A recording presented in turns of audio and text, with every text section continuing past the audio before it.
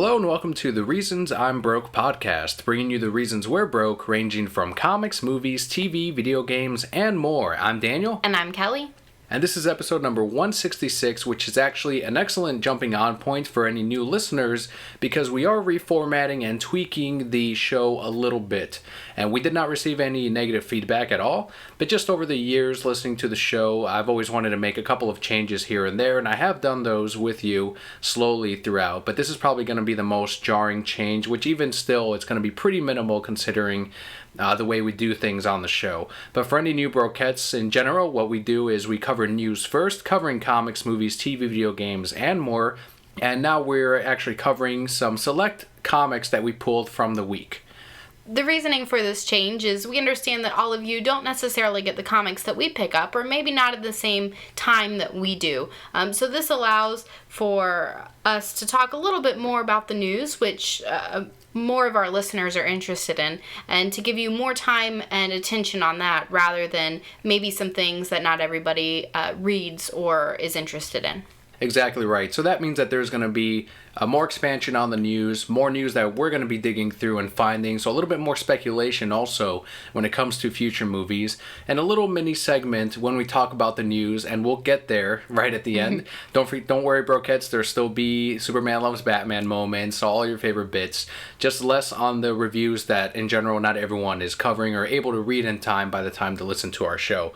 Our first bit of news this week is video game related though.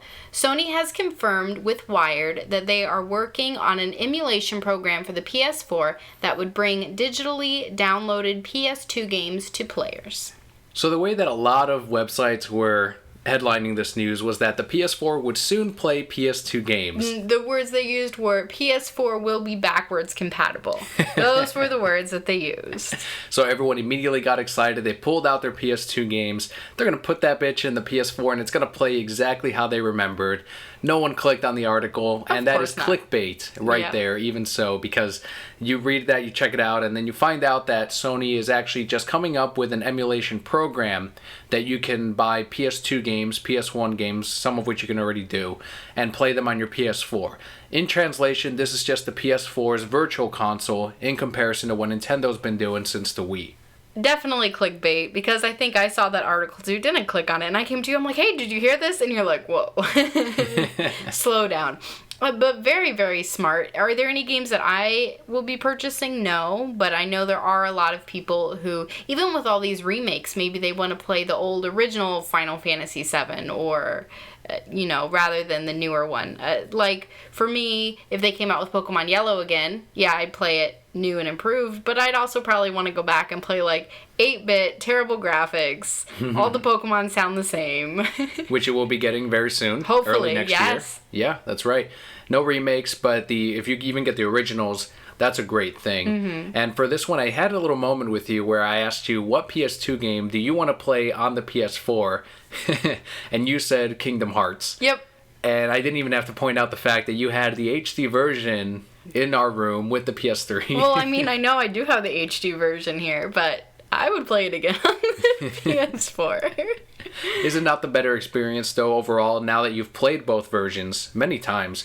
The PS2 one compared to the HD PS3 one, where they did recolor some of the characters, some of the villains, but at the same time, they also refined the edges on the models. The colors never mattered to me, though. The graphics don't ever matter to me in a game. How it plays in the story that I get to play is what matters. I mean, it's the same with books, which is why we're so good at reviewing, because you're very focused on the art and how the book feels artistically, and I'm like, but is the story good?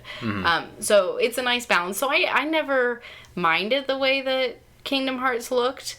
I never minded, the horrible controls. Because it was fun and it told a compelling story and it made me care for the characters. Which is why I keep purchasing it again and going back to it, because these characters are like family. It's been, 10 years, 11 years since the first game came out.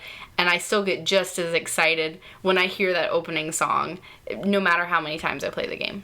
It's still a good move for Sony to offer these games, even if it is as a digital purchase, instead of putting your physical disc in the PlayStation 4.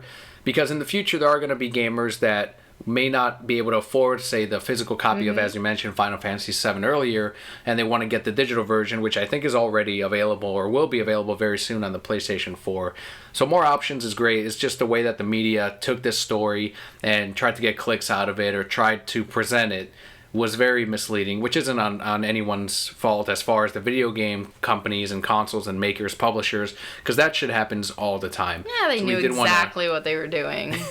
Yeah, Kotaku, and where'd you see that exact? Was it Kotaku that you saw that? It was on Facebook. Somebody probably IGN. Somebody shared the article and then was like, "Yeah, I'm pulling this game out of my closet," and it was like NBA something, whatever. I don't know. Games. Isn't like Crash Bandicoot on PS2? I think it was PS1. Oh man, do they have that game? There should be a PS2 version of Crash. I want to play that game. Was that the Humanaga guy? Yeah. I liked that game. It was a fun game. I remember playing it in stores, and that's the only time I ever played it because I never purchased it. I just watched people play it. I had rich friends, and I was the poor friend, so they got to play the games, but I got to watch them. I had a rich friend too. He was the one that taught me how to get Missing No in the original Pokemon games. My rich friends taught me that too. Because they probably had the internet back then. They could look this stuff up. They showed me Missing No, exactly how you're supposed to do it, and I remember it was just the greatest thing ever. Getting a bunch of rare candies, getting a bunch of Master Balls was incredible. Was that what you doubled? Because I doubled my bike by like 99. Why your bicycle of all things? Maybe I wanted to share my bicycle. Maybe I wanted all my Pokemon to ride bicycles with me. Did you sell a bunch of it, get your money up to $9,999,999, and try to buy that, what was it, the $1 million Magikarp or the $1 million... It was the $1 million bike. Okay, there we go. Yes. But then you got the free bike. So then I just... And you can never get to $1 million. You can only get to $9,999. Because I did that once. And then he's like, oh, you don't have enough money. And You're I'm like, $1 short. Fuck you, man. Like, it's just $1. Take my money. But no, I just like 99'd my bike. And just, that was it. Just had all these bikes. So you never did any of the items? Any Pokeballs? I don't think I ever did the Master Ball. I'm pretty sure I did rare candies. I lived life on the edge. I fucking caught Missing No, and I used him. I caught him and I used him too. And people told me that it would break your game. It's gonna erase everything. I used him once, and I said, "This guy sucks," and I threw him in the PC. I used him and he sucked. So then I traded him, and then it crashed my game. Who'd you trade? Just some poor soul out there. No, my rich kid friend. Couldn't he get Missing No though? I mean, yeah, but I don't know. I traded it to him. Fuck it. Fuck you. I forgot what it showed up as when you traded it. I think it was just like a Zubat or some generic. I feel like it was like a Rhydon. Yeah, I think you're right. I think it is a Rhydon. So here's this Rhydon. Oh no, joke's on you. Alright, so more video game news. And this one has to deal more with the national and international releases of video games. In an update over Koei Tecmo's Facebook page, the company has announced that Dead or Alive Xtreme 3 will not be published in the US. When I was doing my research for this, you just see me scrolling and there's just women in bikinis. Did you ever wonder, what the hell's this? No, I didn't see you looking at that. And I probably would have been like, oh, video game something.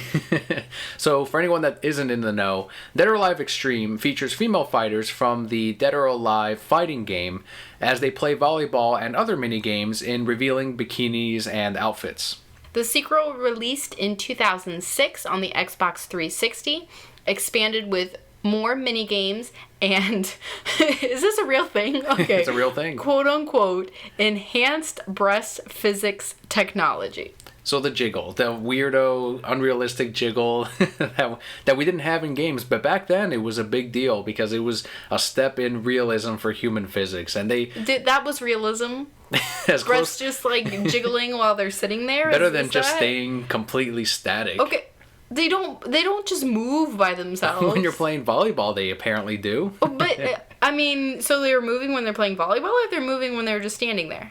When they were playing volleyball. Like when they'd come down from it. They weren't just moving all the time or anything. Now, some companies have taken this physics technology, and I don't know if they just haven't perfected it or it just looks silly when they render it on the computer.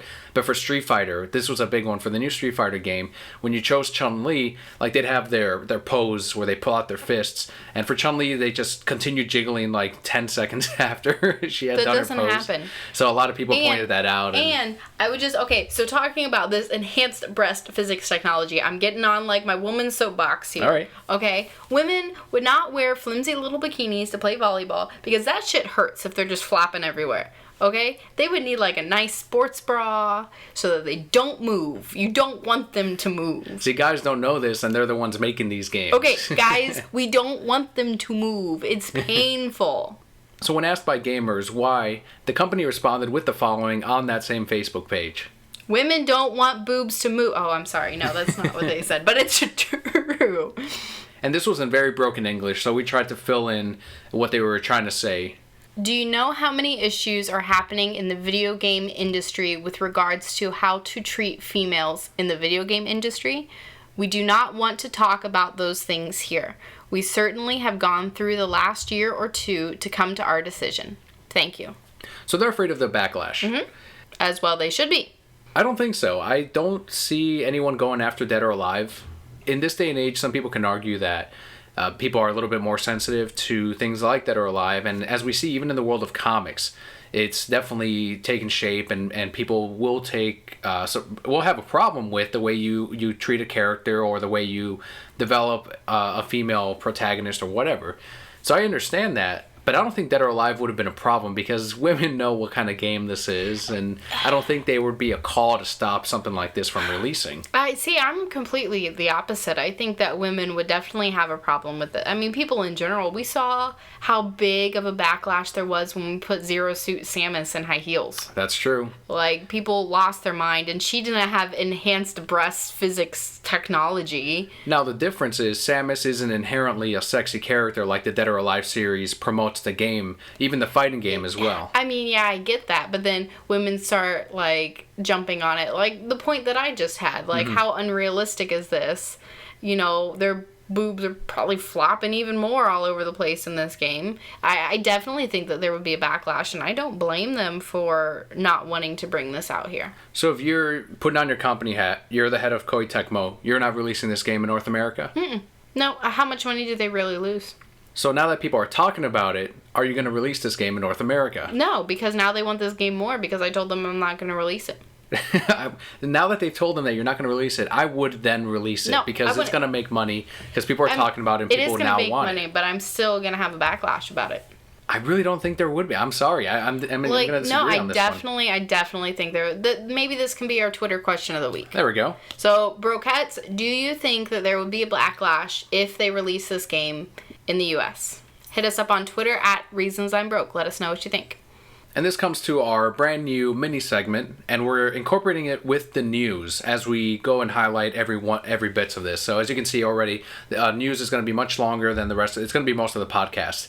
And I came to this one because I would go through Newsarama, I would read the news, whatever it was, and if you scroll down enough, you see the Facebook comments. And that's always poison. It's toxic to go there. But I'd always enjoy seeing what people had a problem with.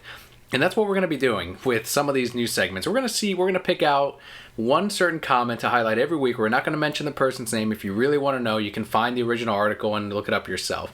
But we're just going to highlight it, and we're calling it Nerd Rage Reaction. So here's the quote to the Dead or Alive Xtreme one, and the quote is, "Sigh, feminism strikes again."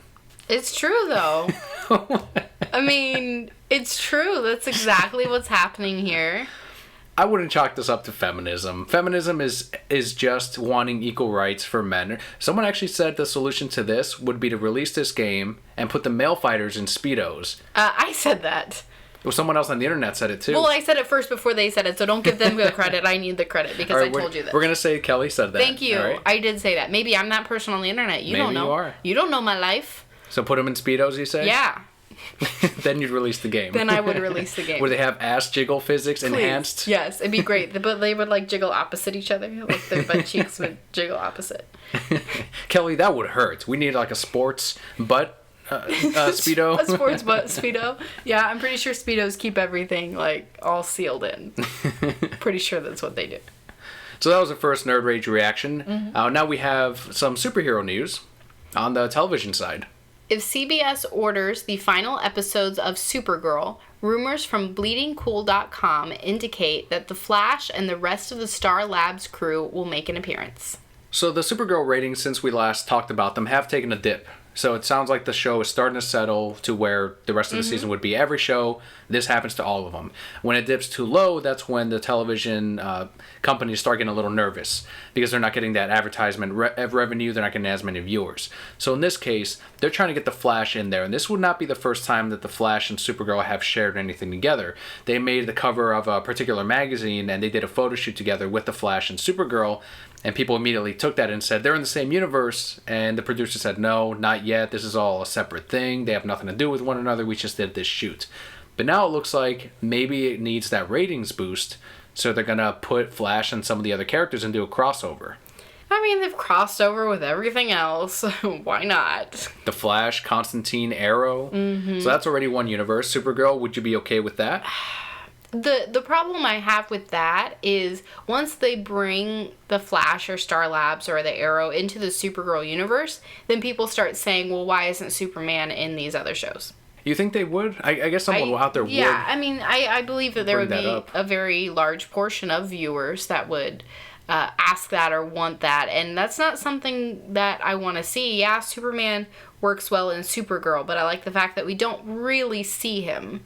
You know, we haven't ever seen his face. I don't know. At least the episodes that we watch, we haven't seen a lot of him, and I don't want him in my Flash universe. That reminds me of when Captain America, the Winter Soldier released. A lot of people asked, why didn't Steve Rogers call up the Avengers with a problem this big? Why didn't he say, hey guys, I need the Hulk, I need Iron Man, help me deal with this secret organization, Hydra, and make this much easier and really secure the future of the U.S. and that surveillance system that they were trying to install. So that's kind of a similar problem that you're bringing up with Superman. I think Superman is such a small portion of the Supergirl show that wouldn't happen. You know, I don't feel that way, though, because Superman's such a significant character in the DC universe. Very iconic. Mm-hmm. Probably however you feel about Superman, the most important superhero for comics and the future of those universes, because it did really kickstart all of that. And that iconic image, people replicated, changed, and made better. Mm-hmm. So, I mean, I understand their need to put Flash in there, but, you know, if I was them, I would pick a different iconic character. Like, and this is me just, like, shooting out of nowhere. What? Mm-hmm. Trying to see what sticks, or? No, something left field, sports analogy, all right. Something. So what's a character? But put, like, Green Lantern in there. Which, he's already going to appear in the Flash television show, if I remember correctly. Damn it, Flash, you're taking everything. It's the popular show. That's the golden child for Warner Brothers and television. I get that. It's a great show, but pick a character that hasn't been used in these that is, I mean, maybe get a Wonder Woman in there. Get something that will draw people to it for an episode. Now, you do have to see why they're using the Flash, though. He's the most popular franchise out of all of them.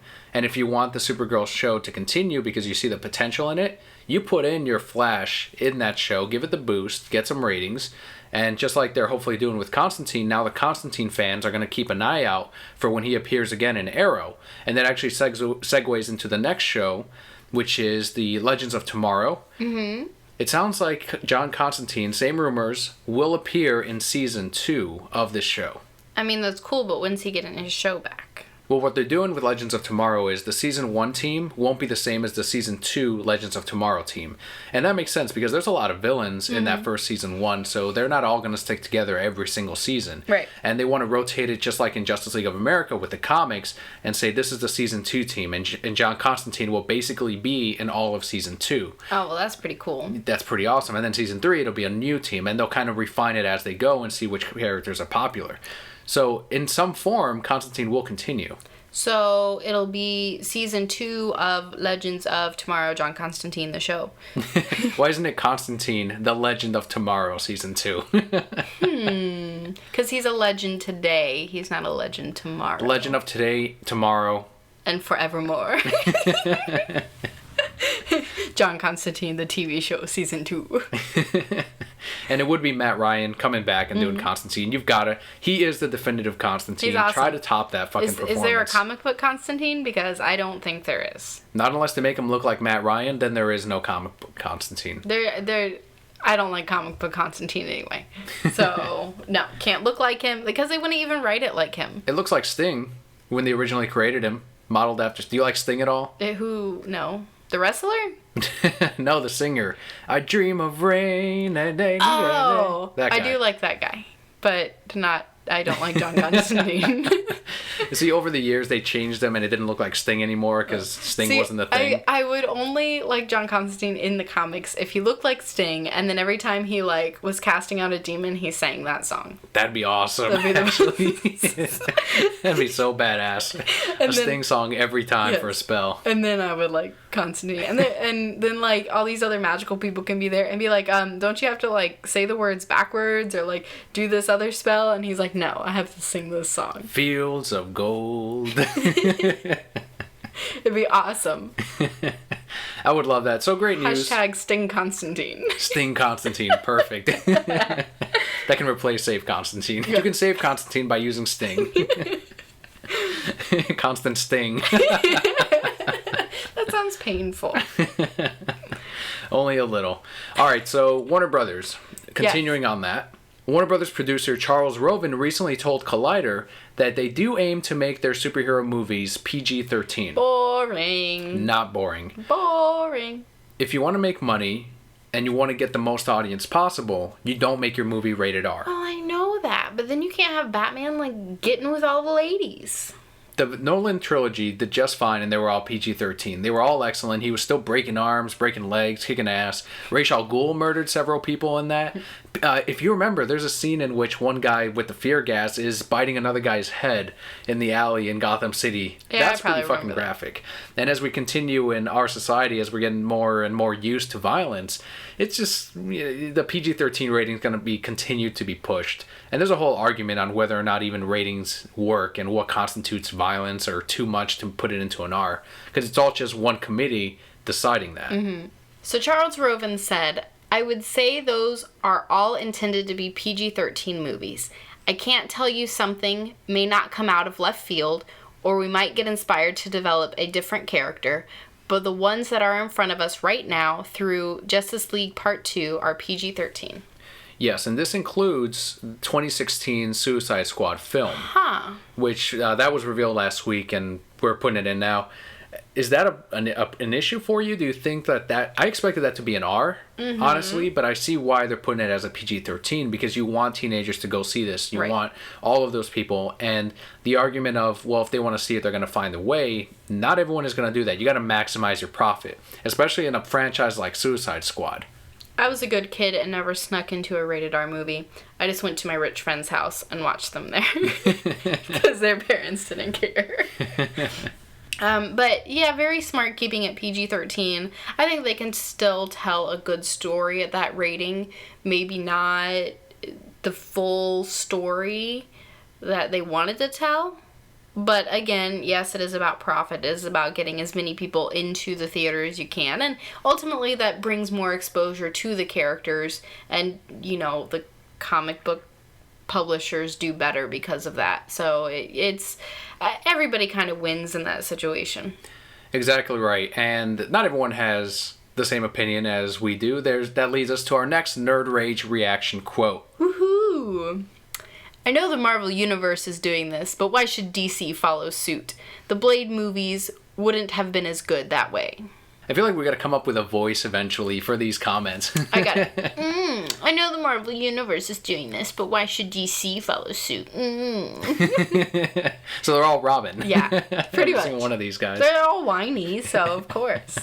Look, if you want to do something that Disney is doing, copy it, fine. They're making money and there's a reason for it.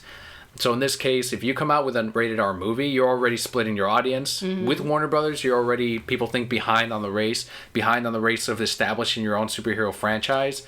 Okay, I'll give you that much. So keep it PG-13.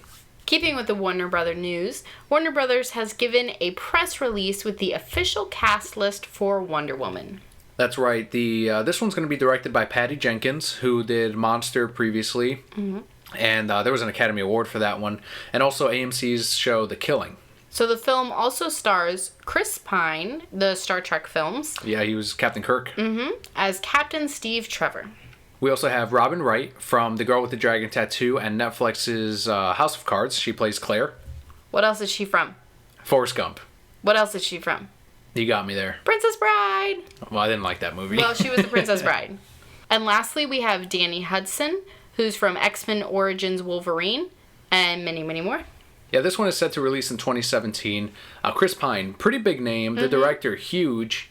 And Robin Wright, who definitely got expensive after House of Cards, just nailed that fucking role. She is amazing. Tons of talent behind Wonder Woman. And we're going to see what kind of Wonder Woman we're going to have with Gal Gadot in next year's Batman v Superman. So there's a lot riding on that as far as the main character. But as we got with Man of Steel, Henry Cavill wasn't the greatest actor in the world, but he had a great cast around him, which I felt really supported the film for a lot of audiences. How do you feel about how about Chris Pine as the main love interest for her? I mean, he's a pretty boy. It's kind of expected. He's real big right now. He himself will bring people to that movie. I think they're saying that Robin Wright is going to play Wonder Woman's mom, although she could also play the villain in the film. Either way, that's so badass. Like, she would be great at either of those roles. Like, I could totally see her being her mom, because she won't be in there that much, because she's hella expensive. But that would be really, really cool, because I think, we've seen her as Claire playing that very strong female role, and she would pull that off spectacularly. She can be cold, she can be ruthless, and then as we've seen in other roles, she can be a very warm character. So either way, I think it's a great cast list. Yeah. And I'm more excited for the fact that it's being directed by someone who did Monsters. So it's just, I'm a little bit more excited now for Wonder Woman than I was previously. And I'm sure with Batman v Superman, even if she, for some reason, puts up a weaker Wonder Woman, this cast list is still pretty powerful.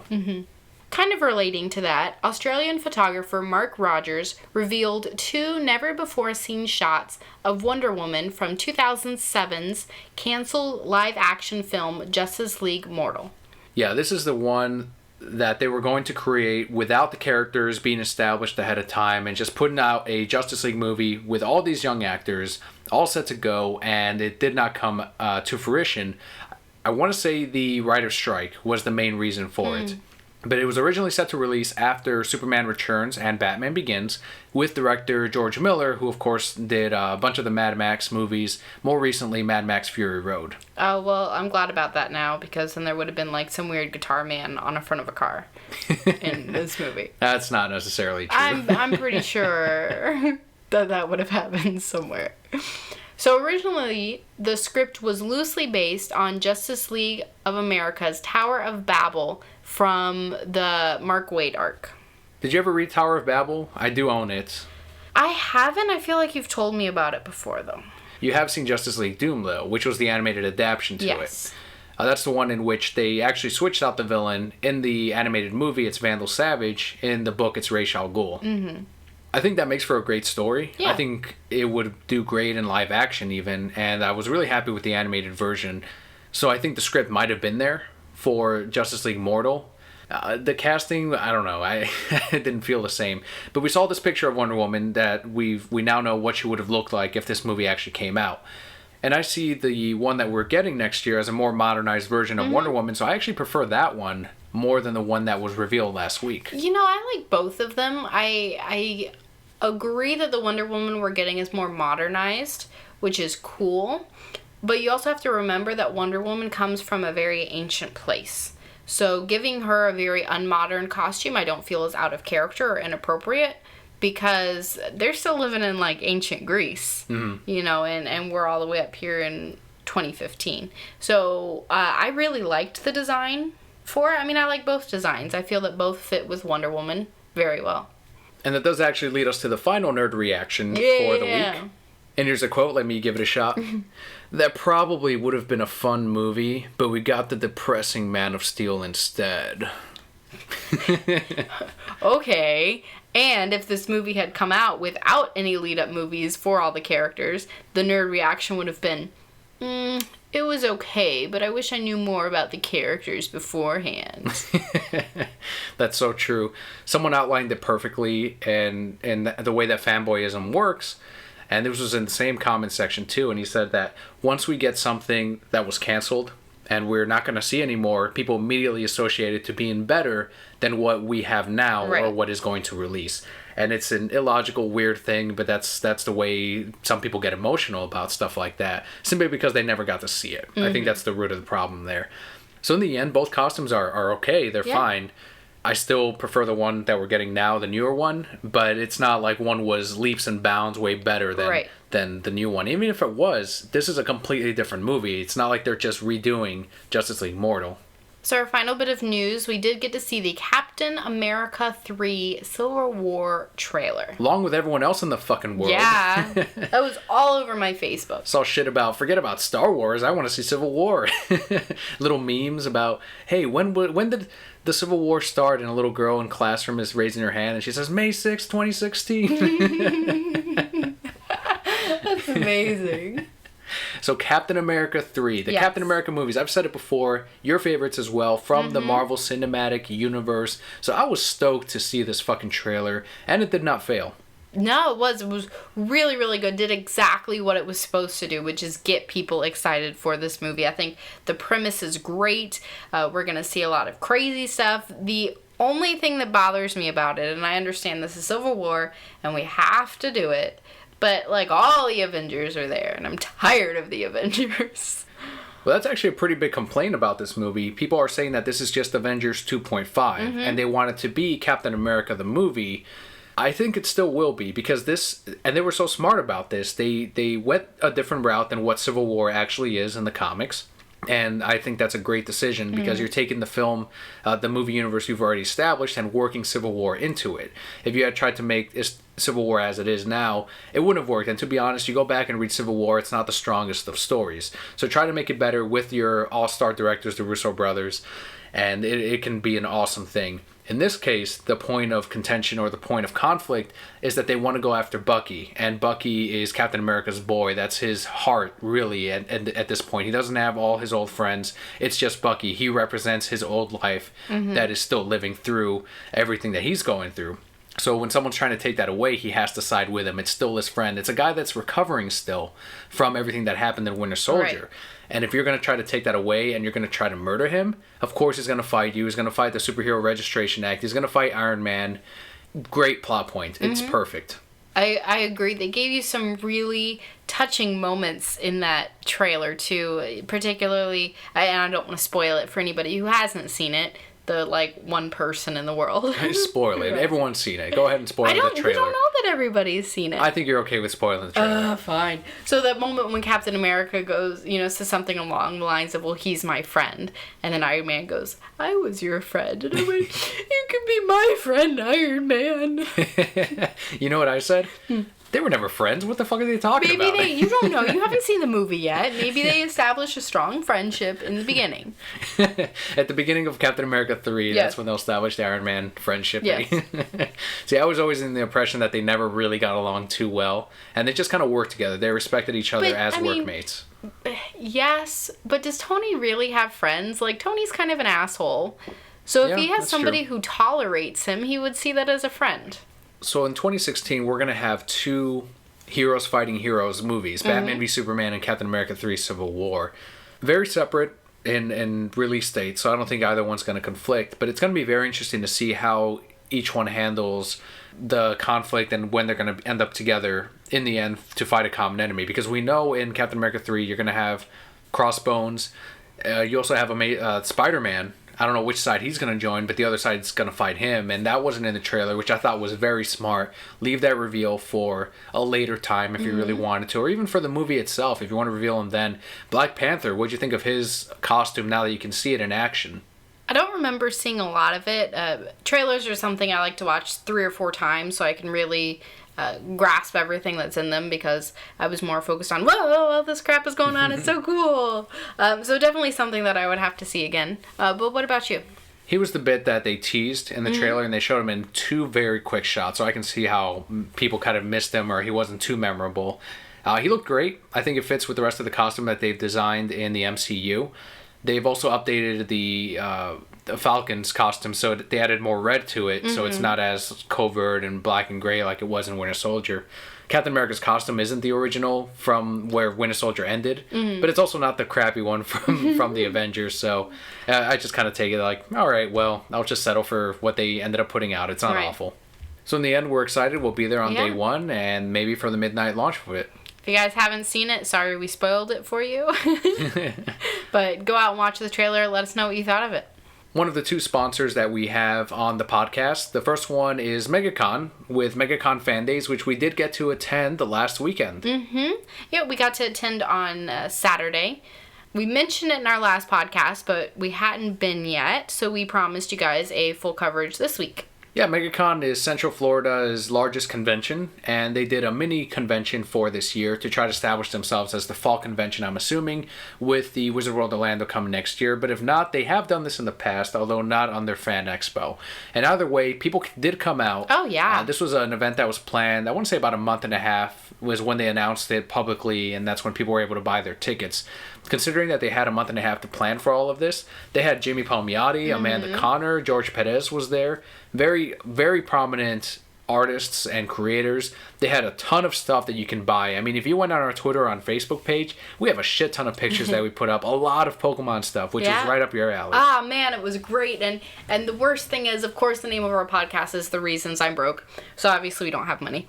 And then we're becoming these things called adults, which means you prioritize your money a little bit differently. So many things that I loved. We found this huge ass Gengar plush. Oh, yeah. It was so cool, and I probably just should have bought it. But, you look at it, and you look at the price tag, and you say, well, water bill's due next week. Sad. But tons and tons of Pikachu pillows and plushes, and there was, like, a Mega Venusaur plush from, like, who knows where, and... Wanted that so bad. all Artist Alley, which they had, a lot of artists for. That was amazing, and different artwork, and there was like a Disney parade dress, and I just wanted it because it was a Disney parade dress, and I don't know how it got there, but it almost came home with me, but I adulted and I did not. That was the funniest booth to me, was the Disney costuming booth, where they had taken these Disney costumes, their uniforms that the cast members use, and I don't know if they just never returned them or they were sold them from someone that got fired in the past and that just kept the costumes, and they were just selling them straight up right there, Disney property. Yeah, it was great, but I mean, they had a lot of movie props, so I mean, they could have legitimately bought these, but I wanted that dress. I think my favorite part of MegaCon Fan Days was the size of it. It was a third the size of what regular MegaCon is, and the people that showed up, attendees, that's what I was trying to say, wasn't so much that it was clogging up all of the hallways and the booths and all of that. We got to walk up and talk to Jimmy and Amanda in a matter of 2 minutes, and they had some of the longest lines, but later on in the afternoon, it wasn't that bad at all. So we got to chat with them a little bit, which is always awesome. We got to see them earlier this year, and it was so sweet that Jimmy and Amanda remembered us. Yeah. Yeah, so I thought that was awesome. And George Perez even always had a line. He got to do more sketches since there were less requests for him, so he can take his time on them. I thought that was awesome. It was just the perfect size for the perfect year because it was just starting and we got to do everything. Yeah, a lot. I mean, conventions are always fun. We love going to them. And you look around and you just get to geek out and be in this place where everybody's doing that with you, which is so much fun. So, fantastic job for the month and a half that they had to put this together. It didn't feel like it was rushed in its creation or anything like that. You can see that conventions are what these people do, and they do a great job at it. They even had exclusives there, exclusive pops, exclusive covers. I ended up leaving with a Star Fox art print. Oh, yeah, it's so cool. Absolutely gorgeous. I put up the picture on there. So I can't wait for next year when they do another Fan Expo and more for MegaCon, which will be, I believe, in May this year. Yeah, it's going to be 4 days this year also. Yes, absolutely. Thursday through Sunday, and you bet we'll be there. We'll absolutely be there covering it, which is, again, our favorite convention of the year. Yep. And our last sponsor is Dr. Phillips Center at the Walt Disney Theater. Yeah, time's running out. Yeah. Pokemon Symphonic Evolutions is coming to Central Florida, Orlando. This will be Friday, December 4th at 8 p.m. Pokemon Symphonic Evolutions has become the must-see video game concert of the year, giving fans and newcomers of all ages a chance to experience the evolution of the Pokemon franchise like never before. I have already picked out my clothes. So have I. You're just going to wear like some Pokemon shirt and unmatching shorts. No, I'm I'm gonna wear a The Reasons I'm Broke shirt because I've got to plug it, and we might do a video also with Josh, who has his own network and his own show, Tales from the Game Grid. So we'll definitely try to do something together and do extra video coverage as well as what we're gonna do on the podcast here. I was gonna wear some pretty clothes because we never get to go out on dates, and I was considering this a date, but We get to go out on dates. like sometimes. It's just lately because of the holidays. It's kind of screwing that. This is true. So tickets start at $25, or they used to start at $25, but now we're pretty close. So find whatever tickets you can get. They don't necessarily need to be like right in the orchestra pit. Right. This theater is designed so that you can hear perfectly everywhere. And you can pick those up at www.drphillipscenter.org. And we do want to remind Brokettes that if they do want to support the show from a monetary standpoint, we do have a Patreon account that we have set up.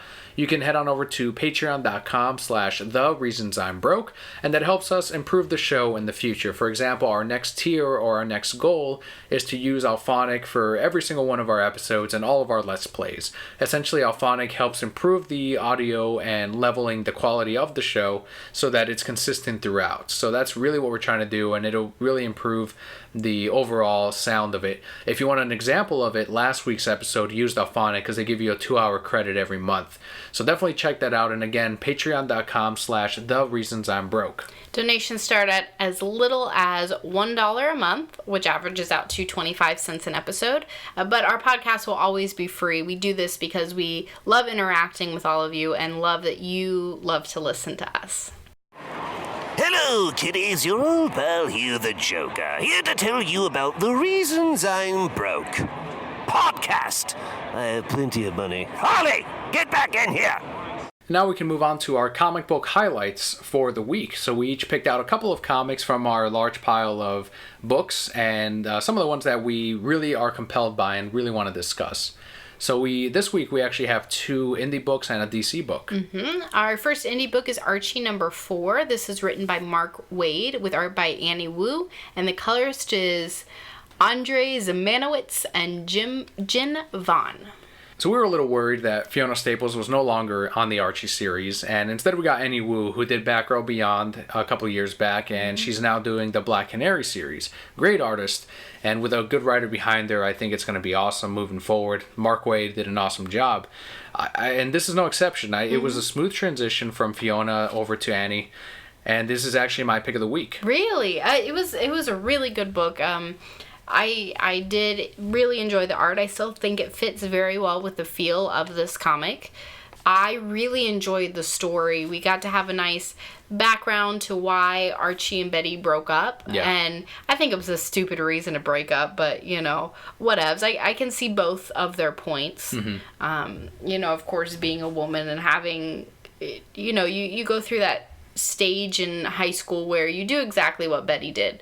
And I don't want to spoil it because it's good. I mean, pick it up and read it. But now it's set up for so many awesome things that happen, with Archie and Veronica and Betty and Jughead and this, Fonzie guy. I don't know. At the very end there. Yeah, whatever his name is. Yeah, we're not too familiar with the Archie characters overall, so when we see someone introduced, we just think, oh, I don't know who that is. But yeah, it was a very real issue, probably the most real of the Archie issues so far, because we finally know what the lipstick incident is, which they've mentioned since the very beginning.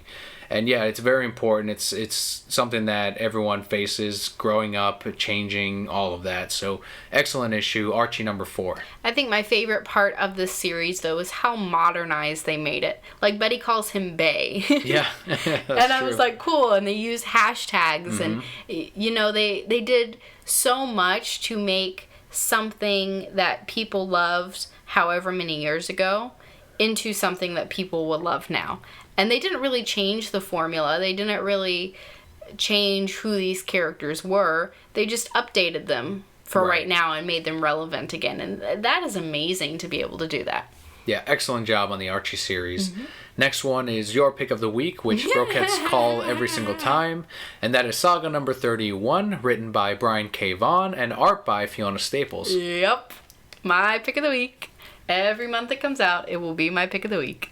And you no longer have to wait for your saga. You have it. Finally. You got it.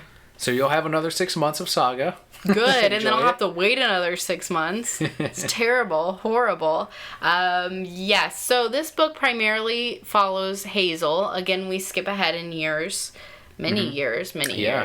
And most of it is her internal dialogue talking about how she feels. I mean, it's again, such a real book. Like, you feel the pain that she's going through, not only in the losing her parents, but the situation that she's in, and her learning and growing and trying to figure out who she can trust. And obviously it ends poorly, and even in the end I was like, no, because we saw this character for 2 pages and I already loved her. Yeah.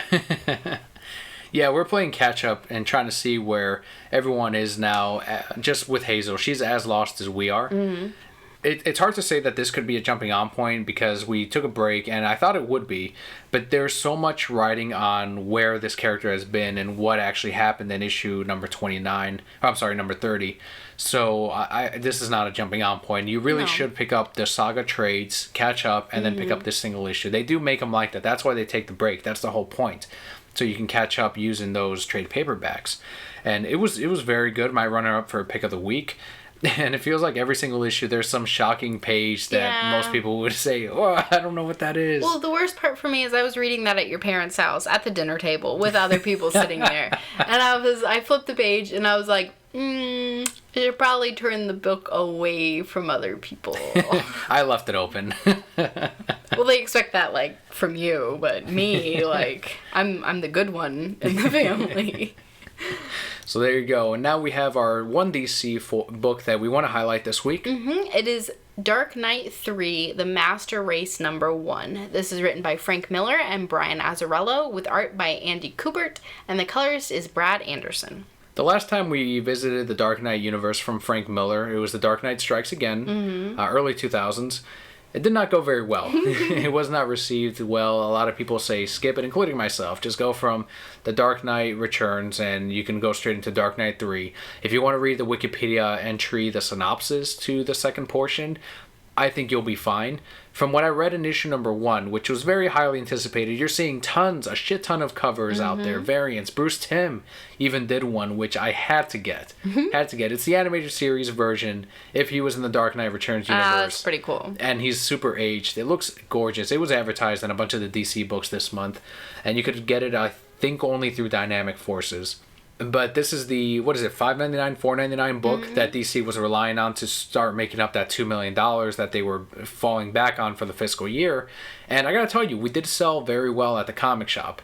It's doing awesome. People are very curious to see if this will do something established what the Dark Knight Returns did. And let's talk about this first issue. You've read this trade. No, you saw the animated film. That's what it was. I saw the film. I feel like I've read some of the trade. Maybe not all of it. You know, I really enjoyed this first issue, though. They modernized it right off the bat with a text message conversation, which was a lot of fun trying to follow it back and forth and kind of figure out the lingo that they're trying to use, which I think is always something enjoyable in this Dark Knight universe. You know, we had it in the original book also. Right. And then you get, you know, the big reveal at the end, and I think the coolest part for me, because I had seen the animated, or, you know, even someone who's read it who understands that universe, trying to put the pieces together to figure out how we got to this point. That was the most fun, because you're just kind of like soaking it all in. I thought it was written, it was pretty well. It was easy to follow. I'm sure a lot of that is Brian Azzarello's influence. Yep. But, you know, and that ending is just like, oh, holy shit, like, how'd this happen?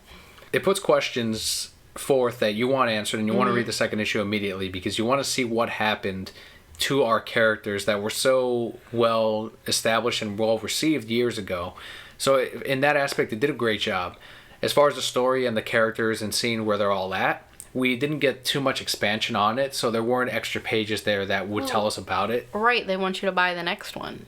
Yeah, I understand that, and I know part of the extra cost also comes in not only the glossy cover that they put the book in, but the extra book of the Atom #1. I want to say that's the title of it, which was all Frank Miller as far as the artwork goes, and then co-written as well by Brian Azzarello.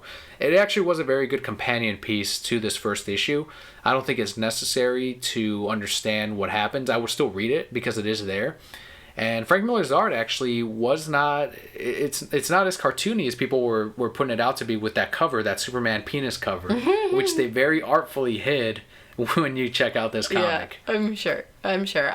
Going back to the glossy cover that you were just talking about, that shit will show your fingerprints, guys. Yep. Daniel's very particular about his comics, so I picked up this book, and then I went, oh shit, my fingerprints. And then I took a fucking napkin, and I wiped out my fingerprints before this man got home. So he wouldn't see them. I would have wiped them out myself anyway. Yeah, I know you probably would have, but, like, I saved you some trouble. To be fair, it's not a thing of, well, this is going to be worth money someday. It's not, guys. There's tons of this fucking book out there. It's going to be like The Death of Superman, where at max you can maybe get $25 on it. And it's only because there's tons and tons of them out there. Same with this book. It's just, I like to keep my stuff nice. Even my trade paperbacks, which are made to read and reread, and I do, I'm still very careful about, I don't know, it's just the way I take care of things. So comics are definitely not an exception. Is this so far as good as what the first Dark Knight was? No, but it's just the first issue. We're not going to know what the next 7 issues are going to be. The artwork from Andy Kubert was excellent. Yep. It looks like if Frank Miller were born 30 years later, this is what his artwork would look like. It fits perfectly with that universe. I don't have a problem with the fact that they're using local celebrities or modern celebrities, talk show hosts. Well, it doesn't fit with the 80s thing from the president back then. Who cares? It doesn't matter. Right. They're using characters that you're familiar with and that you want to see, so it's completely okay. I'd say jump on it for now, especially if you're a fan of Frank Miller's work, but if you just thought The Dark Knight Returns was okay, you probably don't need to read it. And guys, that will do it for our podcast this week. Longtime Brokettes, I hope you enjoyed the way we formatted it, just a little bit differently. Let us know what you thought of it. Hit us up on Twitter @ReasonsI'mBroke. Also on Facebook.com/TheReasonsI'mBroke. You can find the link to all of that at nerdupmedia.com. Just click on the Reasons I'm Broke logo.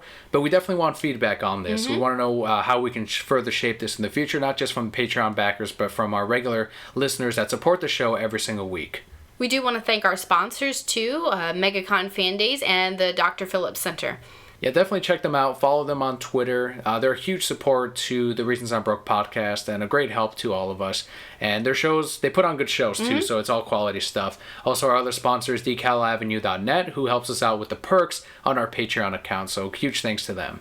And with that, you guys can go ahead and put away those credit cards, zip up those wallets and purses. We will not make you spend any more money this week until we post something on Twitter that's really cool and you want to buy it.